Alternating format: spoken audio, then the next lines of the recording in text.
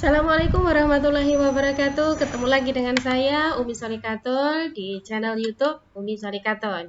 Pada kesempatan kali ini saya akan berbagi tentang tutorial penggunaan Zoom Meeting untuk pembelajaran ataupun untuk kelas besar ataupun juga untuk kelompok.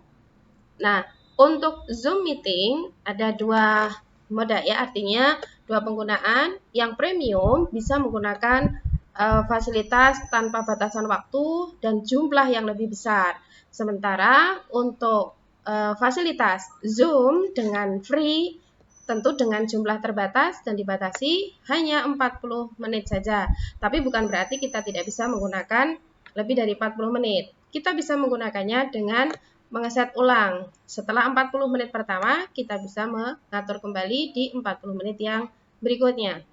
Nah, untuk kita yang akan memasuki Zoom pada PC atau belum pernah menggunakan Zoom Meeting untuk pengelolaan kelas, kita bisa masuk pada PC kita, laptop kita, dengan ketik Zoom Meeting.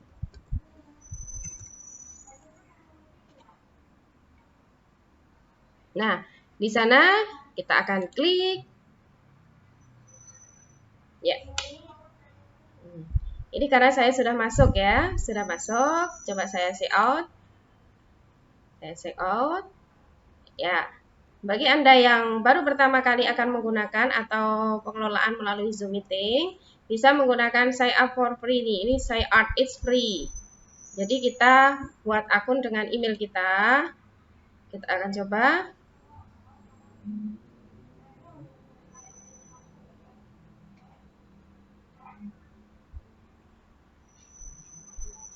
Nah, karena kedua akun saya sudah saya gunakan untuk Zoom Meeting, tadi ada notifikasi ya, untuk saya tidak bisa gitu ya.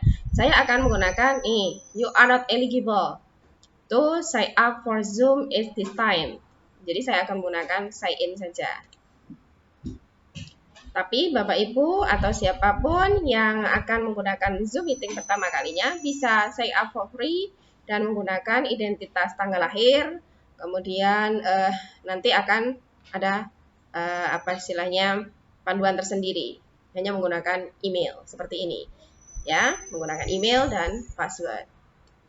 Tapi saya akan menggunakan langsung saja menggunakan sign in with Google.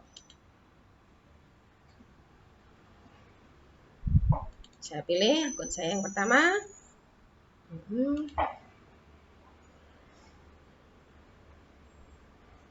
Kita tunggu, ini sedang masuk pada Zoom Meeting. Nah, di sana di bagian atas ada schedule a meeting, join a meeting, dan host a meeting. Nah, untuk kita, karena kalau kita mau menggunakan perencanaan waktu, kita bisa menggunakan schedule a meeting, ya, schedule a meeting. Tapi kalau kita ingin join pada room seseorang, kalau belum mendapatkan linknya, hanya mendapatkan kode passcode-nya, kita bisa dengan join. Sementara untuk host meeting ya yang berwenang pengaturan pada meeting ya, pada room meeting ini bisa di sini ada pengaturan apakah mau meng-off-kan videonya atau meng-on-kan atau screen share saja. Itu ada pengaturannya. Nah, karena kita akan menggunakan Zoom Meeting ini untuk klasikal kita, kelompok kita, maka kita akan buat schedule. Ya, kita akan buat schedule-nya seperti tertera di samping ini. Ya, kita akan gunakan my meeting-nya ini bimbingan karir misalnya. Atau Bapak Ibu yang lain misalkan menggunakan kelas kelas mapelnya, dipersilakan. Bimbingan konseling saja, bimbingan konseling, bimbingan dan konseling. Di sini saya punya beberapa template, saya gunakan, otomatis dia akan ada. Tapi Bapak Ibu bisa mengetiknya. Ini untuk kelas 12. Jadi kita tinggal isikan saja sesuai keperluan. Apakah ini layanan untuk kelas 10, 11 atau kelas 8, 9, 10, dipersilahkan. Nah, waktunya kapan? Waktu penyelenggaraannya kapan? Kita isikan di kalender sini. Ya, kita bisa menggunakan beberapa menit ya, paling tidak 30 atau 1 jam sebelum room itu akan dimulai. Tapi dengan perencanaan yang baik kita bisa mengaturnya 1 hari atau 2 hari sebelumnya, atau setidaknya tidak 1 hari.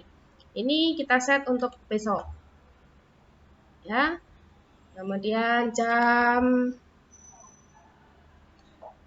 kita akan ada meet-nya AM ya, siang. Jam berapa? 11. Baca. Misalkan pertemuannya jam 9 siang. Oke. Nah, durasinya ini ya. Ini ada notifikasi, your Zoom basic plan has a 40 minutes time limit. Jadi ini yang saya maksudkan tadi, untuk fasilitas free Zoom menyediakan 40 menit ya. 40 menit, tapi kita bisa ngeset ulang dan menyampaikan kepada siswa kita bahwa nanti kalau ini akan jeda, kita bisa masuk lagi di room yang sama, tapi di schedule-nya kita perbaiki. Oke. Apakah kita akan recurring ya, ini saja, ini pas kodenya. Kode bagi mereka yang tidak langsung masuk pada link yang tersedia, dan karena siswanya itu kita undang sudah terfilter, tidak perlu kita menggunakan waiting room. Kecuali kalau itu pesertanya bebas, kita membuat aturan bahwa masuk kelas harus dengan nama dan identitas tertentu, kita bisa masukkan di waiting list, kemudian nanti kita approve baru bisa bergabung. Tapi kita hilangkan saja. Oke, seperti ini, kemudian kita save.